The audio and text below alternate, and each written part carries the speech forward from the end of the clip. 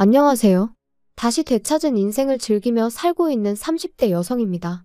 여기서 즐기고 산다는 건 탱자탱자 놀면서 지내고 있다는 뜻은 아니고요. 더 이상 남에게 휘둘리지 않고 쓸데없는 스트레스를 받지 않으며 잘 지내고 있다는 얘기예요. 정말이지 그땐 왜 그렇게 나 하나만 참으면 그래도 괜찮아지겠지 하는 바보 같은 생각으로 참아가며 지냈는지 모르겠어요. 그런데 솔직히 말해서 제가 그런 마음으로 참아주고 했으면 남편도 좀 고마워한다던가 그랬어야 하잖아요? 그런데 하나를 해주니 두 개를 해달라고 하고 두 개를 해주니 세 개를 해달라고 하고 그래서 더는 이렇게 살다간 정말 안 되겠다 싶어서 이혼하자고 했네요. 남편하고 처음 만난 건 지인의 소개를 통해서였어요. 당시 남편은 구급 공무원이었고 저는 작은 회사에서 일하는 평범한 직장인이었죠. 사실 저는 좀 내성적인 성격이라서 소개를 통해서 사람을 만난다는 건 생각만으로도 부담스러워 거절하려고 했는데 지인이 남자 쪽이 워낙 싹싹한 성격이라서 괜찮을 거라며 한번 나가보라더군요. 그러면서 여자 나이 30대만 돼도 이렇게 누가 소개시켜준다고 안 한다고. 30 넘어가기 전에 가리지 말고 한 명이라도 더 만나봐 그러는데 솔직히 그 얘기 딱 들었을 때 기분은 별로였어요. 안 한다고 하고 싶었죠. 하지만 또 곰곰이 생각해보니까 아주 틀린 말은 아니다 싶기도 하고 지인 말대로 나중엔 어디 가서 제 힘으로 누굴 만나나 걱정스럽기도 하고 그래서 자존심은 좀 상했지만 알겠다 하고 나간 자리였네요. 그리고 그렇게 만나게 된 남편은 지인의 소개대로 조금 부담스러운 감도 없잖아 있긴 했지만 넉살이 좋았어요. 워낙 공통점이 없다 보니 무슨 이야기를 주고받아야 하나 걱정이 많았는데 남편의 주도하에 대화는 매끄럽게 흘러갔죠. 그런 적이 없다 보니 신기하대요. 거기다 성격은 달랐어도 좋아하는 영화 장르라던가 입맛이 비슷해서 소위 통했다는 느낌을 받았거든요. 그래서 어쩌면 이 사람하고 잘 될지도 모르겠다 싶더니 지금 생각해보면 그래도 거기서 멈췄어야 했는데 하긴 지금 이런 후회를 해서 뭐 하겠어요?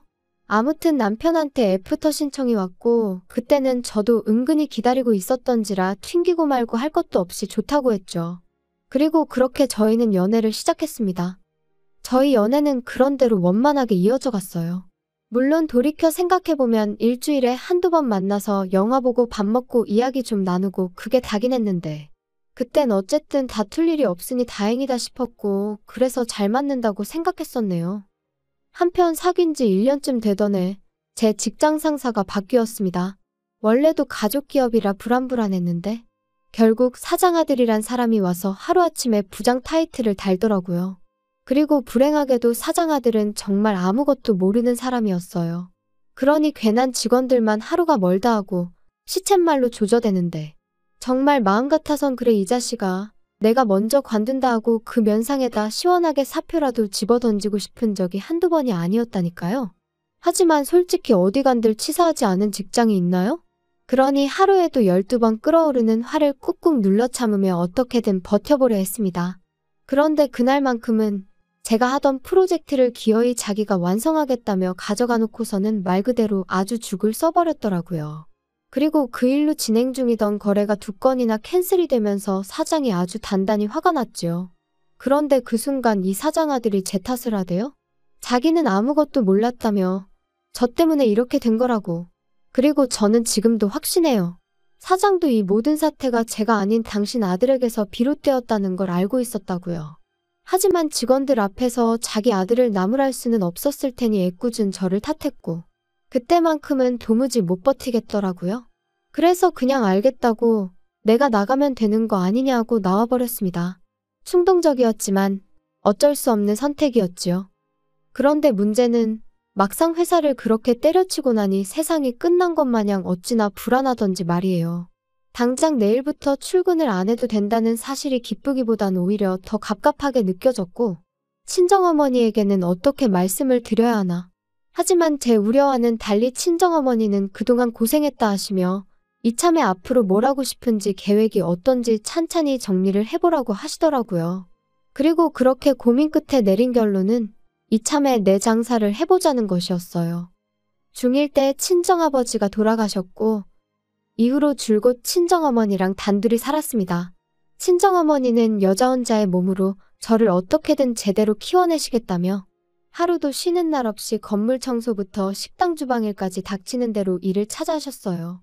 그리고 저는 그런 어머니를 귀찮게 하면 안 되겠다는 생각에 주변 또래들보다 조금 일찍 철이 들었죠. 덕분에 음식 솜씨도 꽤나 좋았고요. 그래서 식당을 해볼까 하는 생각도 들었던 모양이에요. 아무튼 오히려 지금이라면 겁이 났을 텐데 그래도 그땐 몇 살 어렸다고 겁도 안 났어요. 오히려 내가 식당을 차린다고 생각하자 그때부터 어찌나 설레던지 심장이 터질 듯 뛰기만 했네요. 그리고 저는 이러한 결정을 남편에게도 전했습니다. 그 무렵 결혼 이야기도 조금씩 나오고 있었기에 남편의 생각도 어느 정도는 저에게 중요했었거든요. 그런데 남편이 제 이야기를 듣고는 뜻밖의 이야기를 꺼냈어요. 식당이라는 게 여자 혼자 하기에 쉬운 일은 아니지 않냐면서 자기랑 같이 하는 게 어떻겠냐고요? 깜짝 놀랐죠. 9급이긴 해도 명색이 공무원인데 게다가 듣기론 5년을 공부해서 어렵게 붙었다고 했었으니까요. 그래서 아니 안정적인 직장을 두고 웬 식당이냐고 괜찮다 했습니다. 혼자 해보고 힘에 부치면 그때 사람을 쓰면 된다면서요. 그런데 남편이 실은 자기도 이렇게 공직 생활을 해보니 여러 가지로 힘든 점이 많더랍니다. 조직 문화니 위계질서니 전부 다 버겁다고요. 그러면서 자기가 미국 생활을 해서 그런 것 같다 뭐 그랬는데 그땐 솔직히 안쓰러운 마음이 커서 정말 그런가 싶었거든요. 그런데 나중에 알고 보니까 미국 생활이나마나 어학연수로 반년 다녀온 게 전부였어요. 그래놓고 저한테는 걸핏하면 미국에서는 어떻고 저떻고 미국인들은 어떻고 저떻고 정말이지 그때로 돌아간다면 주절거리는 남편의 입을 탁 한 대 쳐버리고 싶다니까요. 아무튼 그래서 그래 아무렴 남보단 남편이 낫겠다는 결론을 내렸고 저희는 결혼과 동시에 식당을 차리게 되었습니다. 다만 결혼을 앞두고서야 남편이 제 예상보다 훨씬 적은 돈을 갖고 있다는 걸 알게 되었기에 제가 식당의 대표로서 남편을 고용하기로 했지요. 물론 당연히 남편도 어머님도 제 이런 결정을 마음에 들어하지 않았어요. 공동으로 창업을 한다더니 어째서 와이프가 사장이 되고 남편이 직원이 되느냐고요. 하지만 남편은 자기 이름으로는 죽어도 대출은 못 받는다 버텼기에 저로서는 어쩔 수 없는 선택이었네요. 신혼집은 제가 살던 전세집에서 시작하기로 했고 혼수는 남편이 해왔어요. 다만 제가 기존에 쓰던 가전제품 대부분이 멀쩡했기에 실제로 남편이 사온 건 침대 옷장 그리고 식기세척기 정도가 전부였죠. 아, 그리고 자기가 타던 차도 가지고 왔는데 말이 나왔으니 말이지만 8년이나 된 차를 가지고 자기가 살 때는 4천만 원을 줬었으니 자기가 4천만 원을 해온 거나 다름없다고 말하는 한심한 인간이었어요. 그런데 그때는 그마저도 스스로 모아놓은 돈도 없고 그러니 나를 보기 민망해서 저런 너스레를 떠는가 보다고 정말이지 어떻게든 좋게 봐주려고 했었네요. 아무튼 그렇게 저희는 부부의 연을 맺었고 식당도 개업을 했습니다. 남편은 자기가 손님을 끌어모으겠다며 자기 지인들에게 전화를 돌렸고 그중 몇몇 사람들이 정말로 식당을 찾아주기도 했지요. 이제 와서 다 무슨 소용인가 싶지만 그때만 하더라도 음식은 잘하지만 카운터에 나가기가 쑥스러운 저와 넉살 좋은 남편은 처음엔 꽤나 손발이 잘 맞는 콤비 같았답니다. 그런데 식당을 오픈한 지 반년 만에 남편이 계단에서 발목을 접지르면서 상황은 점점 생각지도 못한 쪽으로 흘러가기 시작했어요. 인정머리 없이 들릴지는 몰라도 발목이 부러진 것도 아니었고 솔직히 3, 4일 푹 쉬면 나을 상황이었어요. 실제로 병원에서도 딱히 해줄 게 없으니 찜질해주고 조심하라고 했고요. 그런데 남편은 계속 욱신거린다. 서 있으면 피가 아래로 쏠리는 것 같다. 정말 오만 가지 핑계를 대가며 앓는 소리 죽는 소리를 해대대요. 그리고는 이참에 한 2주 정도만 쉬면 안 될까 하는데 솔직히 걱정도 되면서 동시에 좀 서운했어요. 왜냐하면 그 무렵 손님이 좀 늘어나고 있다는 게 실감이 나기 시작했거든요. 그런데 뭐 사람이 아프다는데 어쩌겠어요. 참으라고만 할 수도 없고. 그래서 그래. 이 사람도 공무원 공부부터 계산해보면 거의 10년 가까이를 쉼없이 달려왔구나. 그러니 본인도 쉬고 싶은 거겠지. 라고 제 스스로를 납득시키며 남편이 원하는 대로 2주간의 휴가를 주게 되었지요. 그런데 막상 2주가 지났는데도 남편은 계속해서 앓는 소리 죽는 소리를 멈추지 않았습니다. 아무래도 신경이 어떻게 된 것 같네 하면서 막상 병원은 가지도 않고 그리고 그때부터 조금씩 요령을 피우더니 나중엔 보니까 남편은 카운터에서 핸드폰이나 하고 있고 반면에 저는 온갖 일을 떠안고 있더라고요. 식당 열기 전에 장을 보는 일부터 시작해서 재료 손질에 요리의 마감까지. 아침 9시부터 저녁 11시까지 저는 가게에 매여 있는 몸이었어요. 하지만 남편은 걸핏하면 아는 사람이 근처에 왔다 하니 얼른 나갔다 오겠다. 이 사람도 다 나중에 우리 손님 될 사람이다. 나는 그냥 사람을 만나는 게 아니고 영업을 하는 거다. 핑계도 가지각색, 난리도 아니었지요. 그리고 저는 그런 남편과 말다툼을 할 여유조차 없었어요. 아니 솔직히 말하면 있어봤자 별로 도움도 안 되는 인간, 차라리 안 보이는 게 낫다고 생각한 적도 있었죠. 하지만 저도 사람이니 그날은 어째서인지 뺀질거리는 남편에게 한마디 하지 않고는 그냥 넘어가지 못하겠더라고요. 그래서 남편더러 언제까지 그럴 거야? 식당 일이 하기 싫으면 차라리 일자리를 구해서 출근을 해. 이게 지금 뭐 하자는 거야? 당신이 생각하기에는 당신이 지금 당신 밥값을 하고 있는 것 같아? 밥값이라니 너는 무슨 말을 그렇게 하냐? 여자 혼자 식당 하는 거 사람들이 알아봐. 그럼 무시해 너. 근데 내가 이렇게 떡하니 카운터를 지키고 있으니까 진상 손님도 없고 얼마나 좋냐? 원래는 오전에 장 보는 건 당신이 하기로 했잖아. 그리고 창고 정리도 당신이 하기로 했었고. 그리고 마감할 때 청소는 왜 안 해? 정말 하나하나 지적할 거 투성인데 내가 얼마나 참고 있는지 알기나 해. 왜 또 이래 진짜? 아침부터 사람 스트레스 받게. 나도 다 생각이 있다고? 그리고 장 보고 정리하고 그런 건 원래 여자가 남자보다 잘하잖아. 그리고 마감할 때 청소는 그냥 대충 하고 아침에 와서 하면 되잖아. 내가 너더러 하라고 한 것도 아닌데 왜 네가 다 알아서 잘하다가 갑자기 짜증이냐? 어이가 없다 진짜. 더 긴 말할 것도 없네. 당신 이제 월급 아니고 시급으로 계산할 거니까 그런 줄이나 알아. 뭐? 야, 그게 네 마음대로 되는 줄 알아? 내 동의가 없으면 어차피 못 바꿔. 그래 그럼 당신 관둬 그럼. 때려치면 되겠네. 저는 남편이 관두지 않을 걸 알고 있었어요. 막말로 자기가 어디에 가더라도 지금처럼 편히 일을 할 수는 없을 거란 걸 누구보다 본인이 잘 알고 있었을 테니까요. 그리고 계약서가 어쩌고 하는 남편에게 바로 이튿날 서류 준비해서 들이밀었습니다. 그러자 남편이 저더러 자기가 제가 하루아침에 회사 때려치고 나올 때 보통이 아닌 건 알았는데 진짜 지독하다면서 정 떨어진다고 빈정거리더군요. 한편 그 무렵 어머님은 어머님대로 하루가 멀다 하고 전화를 해오셔서는 현철이 말이 식당 장사가 그렇게 잘 된다면서? 물가도 많이 올랐고 저희가 원래 박리담회라서 많이 남지도 않아요. 박리담회는 무슨 아무렴 네가 뭐 손해봐가면서 장사하는 건 아닐 거 아니냐? 그런데 좀 섭섭하다. 그렇게 돈 벌어서 다 뭐 하려고? 시부모 주는 용돈은 계속해서 제자리냐? 어머님 아시다시피 물가가 많이 올랐잖아요. 그런데 음식값은 물가 따라 올릴 수도 없다 보니 정말 남는 게 많이 없거든요. 이해 좀 해주세요. 야 이해나마나 네 말대로 물가가 많이 올랐으면 우리 용돈도 올려주는 게 맞지? 내가 친구들 만나면 창피해서 할 말이 없어. 내 친구 미숙이는 그 집 며느리가 얼마 전에 명품 지갑 사줬다더라. 솔직히 속이 터졌죠. 남편이 하도 뺀질거려서 어머님한테 제발 따끔하게 한마디 좀 해달라고 몇 번이나 부탁을 드렸었는데 그럴 때마다 나몰라 하시던 분이 물가가 올랐으니 용돈도 올려달라는 게 남편이 누굴 닮아 뻔뻔한가 했더니 원인이 여기였나 싶기도 하고. 그런데 문득 든 생각이 마침 식당에 일손이 부족해서 일할 사람을 구하고 있었거든요. 그리고 시댁에서 저희 식당까지 거리가 버스로 30분 정도로 그렇게 멀지가 않았어요. 그래서 남편한테 어머님이 얼마 전에 용돈 얘기하시던데 혹시 식당에 오셔서 일 좀 도와주시면 어떨까? 그러면 내가 급여는 신경 써드릴 수 있는데. 너 지금 우리 엄마 부려먹으려고 그러냐? 제정신이 아니네. 내가 공짜로 도와달라고 한다는 거 아니잖아. 내가 그렇다고 어머님한테 뭐 힘든 일을 부탁드릴 것도 아니고 서빙만 좀 도와주시면 되는데. 됐다 됐어. 시어머니 어려운 줄을 모르고 야 그럴 거면 장모님 들어와서 일하시라 해.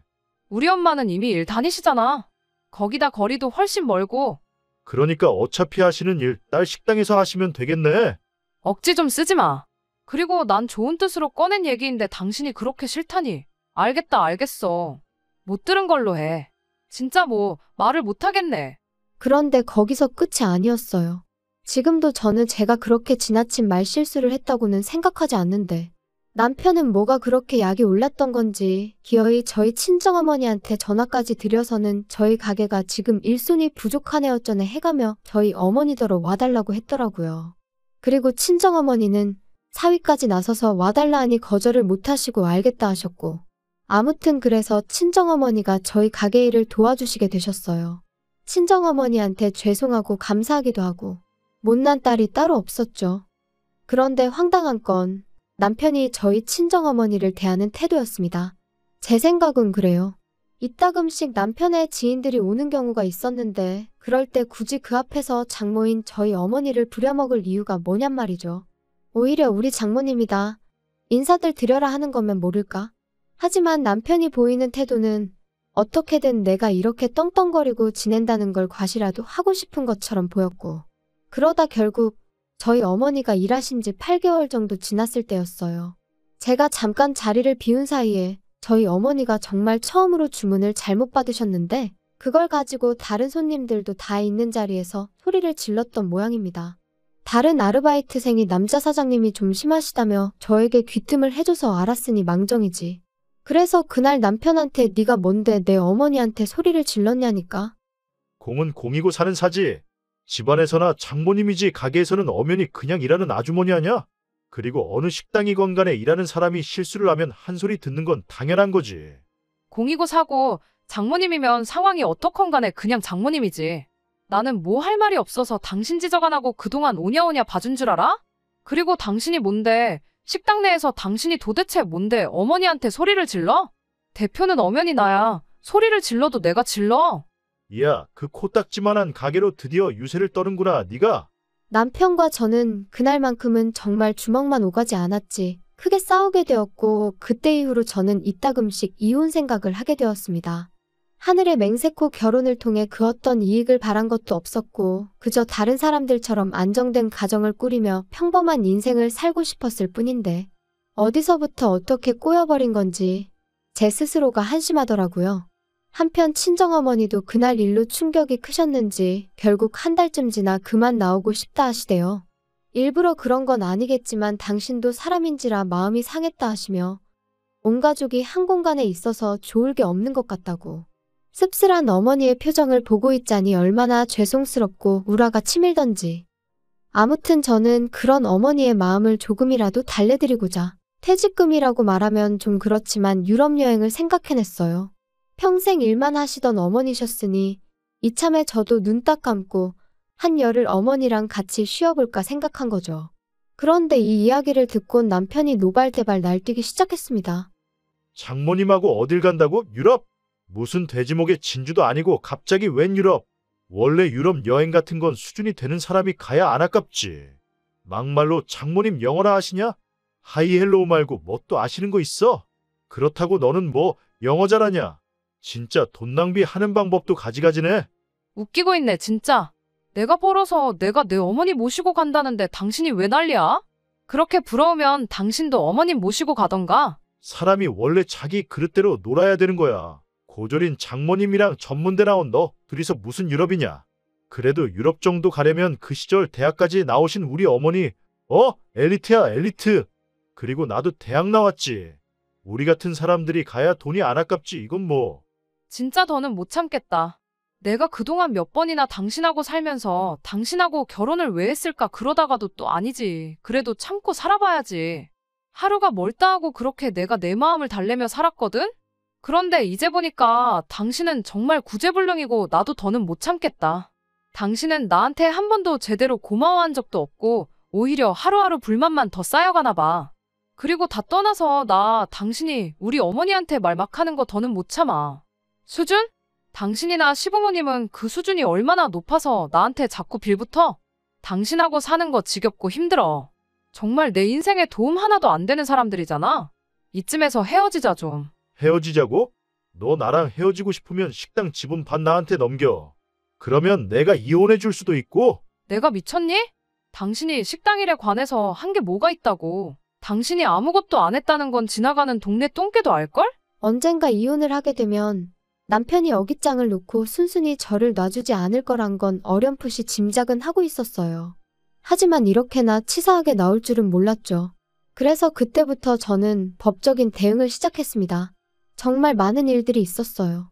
남편이 가게에 나오면 경찰을 불렀고 남편은 남편대로 노동청에 저를 신고해 여기저기 불려다녀야 했으며 저는 또다시 그런 남편으로부터 제 재산을 지키기 위해 변호사와 기관의 도움을 받을 수밖에 없었습니다. 그리고 그런 와중에 이혼 소송까지 해야 했으니 정말이지 눈물은 눈물대로 흐르고 욕은 욕대로 나오는 날들이었네요. 그뿐인가요? 그런 와중에 시부모님은 시부모님대로 핸드폰이고 가게고 전화를 해대서는 악담을 퍼부어대지. 친족이란 이유로 그때는 경찰의 도움도 받을 수가 없어서 예전에 빌려가신 돈으로 고소를 하겠다니까 그제서야 잠잠해지더군요. 아무튼 제 예상보다 이혼은 훨씬 어려운 일이었고 2년이란 시간 동안 저는 원형 탈모가 생겼을 만큼 지독한 고통을 감내해야만 했습니다. 하지만 결국 법은 제 손을 들어주었어요. 비록 남편에게 퇴직금을 줘야 했지만 이혼의 대가라고 한다면 그까짓 건 아무것도 아니다 싶었죠. 게다가 시부모님이 급하다며 빌려가셨다가 안 주신 돈은 솔직히 받기를 거의 포기하고 있었는데 막말로 남남되는 마당에 그걸 왜 포기하나 싶대요? 그래서 이혼 확정되자마자 고소했어요. 시부모가 약속이 다른 애였전에 해댔지만 예전과는 상황이 달라졌으니 자기들도 큰 소리만은 못 치더라고요. 아무튼 그래서 싹 다 받아냈으니 여러 가지로 몇 년 묵은 채증이 한 번에 내려가는 심정이었지요. 한편 그렇게 완전히 남남이 된 이후로 남편의 소식은 한동안 들은 바가 없었어요. 그러다 얼마 전 지인의 지인이 전하기로는 시부모랑 같이 지방으로 내려가서 식당을 차렸는데 망했답니다. 왜 망했냐고 물으니 처음부터 남편은 카운터 볼 생각뿐이 없었고 그러니 재료 손질부터 서빙까지 전부 다 일하는 사람을 썼던 모양이에요. 그러니 뭐 막말로 남는 게 있었겠어요? 게다가 시부모님 집으로 담보 잡아 그걸로 권리금 1억인가 주고 들어갔었다던데. 지방에서 권리금 1억이면 그것도 보통이 아니거든요. 아무튼 뭐 들으면 들을수록 한심한 생각만 들고 동시에 갈라서길 정말 잘했다. 정말 잘했다. 뒤늦게나마 제 스스로에게 너 참 용기 내길 잘했다. 멈추지 않길 잘했다. 그렇게 말해주게 되대요. 저를 올가매는 남편이란 작자를 끊어내고 난 지금 저는 그 어느 때보다 훨훨 날아다니는 기분이에요. 혹시 여러분 주변에도 여러분이 앞으로 나아가는 걸 시샘하고 어떻게든 끌어내리려는 사람이 있나요? 그렇다면 저는 가차없이 그 사람과의 인연을 끊어내시라 말씀드리고 싶어요. 사실 인연을 끊어낸다는 게 결코 쉬운 일은 아닙니다. 순간순간 마음이 약해질 때도 있고요. 내가 잘하고 있는 건가 하는 의구심이 들 때도 있거든요. 하지만 그 고뇌의 끝에는 그 어느 때보다 환하게 웃고 있는 자신을 발견하게 될 거라고 제가 이렇게 장담할게요. 들어주셔서 감사합니다.